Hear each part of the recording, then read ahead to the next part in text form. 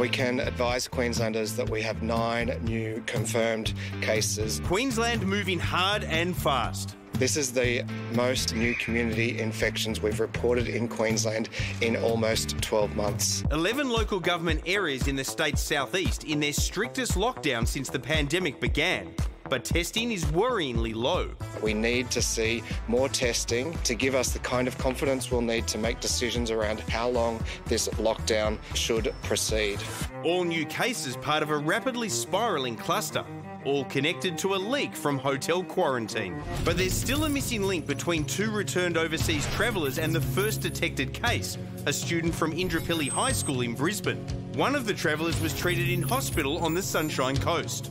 I still think there will be cases there in the Sunshine Coast that we don't know about, and if we don't find them, they will continue to spread. In Sydney, a lockdown that took longer to ramp up drags on. Queensland's snap lockdown, should that be done and dusted within a couple of days, cases don't escalate, will you then concede after that and Victoria that we should have gone earlier? Other states have shown, yes, they're going in and out of lockdown, but that's no way to live. We want this to be the last lockdown we have. Today, 239 cases of community transmission. We are again seeing the virus circulate in workplaces and households. And contact tracers scrambling. The source of 124 is still under investigation. Up to 159 out in the community while infectious. Young people accounting for 60% of cases. If you're in that age group, it's important that you be aware that you're very vulnerable to the infection. Vaccination is key to unlocking, but 10 million jabs need to be administered to reach the state government's target of 80%. That means we can live with the Delta variant. We won't have to go in and out of lockdown. But for now, Sydney's west and southwest remain crippled.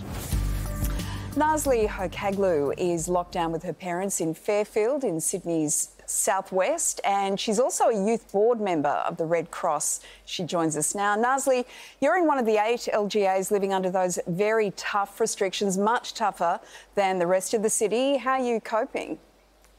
Look, Lisa, to be completely honest, this time has been extremely difficult for me. Our community has been in lockdown for about 6 weeks now.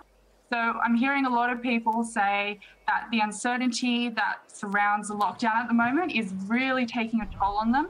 And they're expressing hardship with, their emotional well-being, financial difficulty, and all of this on top of the health concerns of COVID itself.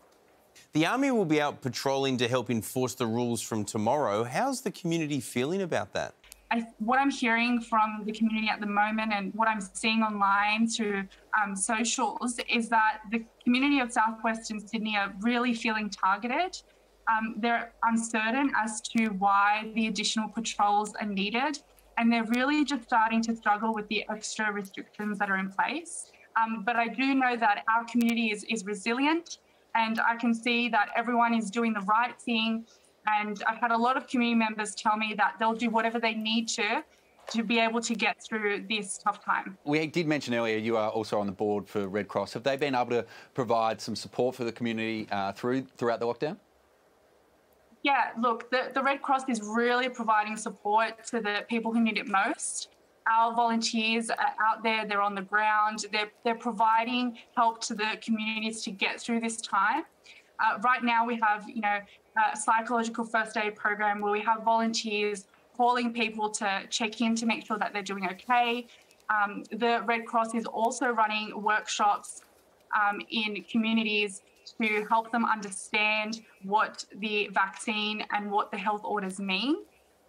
And then in addition to that, we also have an emergency relief funding that we're providing to temporary visa holders. So, that includes people like international students, refugees, and anyone who doesn't have access to the government scheme. We're providing them with small grants to, allow them to put food on the table and just make it through this really tough time. And to date, we've had about 160,000 temporary visa holders get access to this grant. They sound like really great initiatives. Nasli, lovely to chat to you, and we hope that everything goes well in these difficult times for you and your family. Thanks for your time tonight. Thanks a lot, Lisa. Thanks, everyone.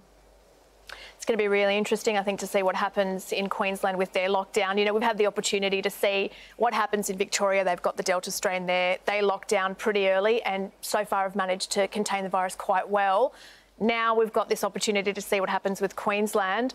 You know, I think we were talking earlier and you said it's like an unfolding science experiment before our eyes, right? Yeah. So a big shout out to everyone in Queensland, but please take the example of what's happened in Sydney. Just follow all the rules, because that's the only way to get through this thing. Yeah, and harder for them too, because they've never been through one of these full lockdowns before. So, yeah, good luck. Hey.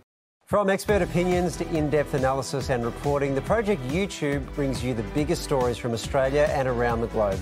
Hit the subscribe button now for news delivered straight to your feed.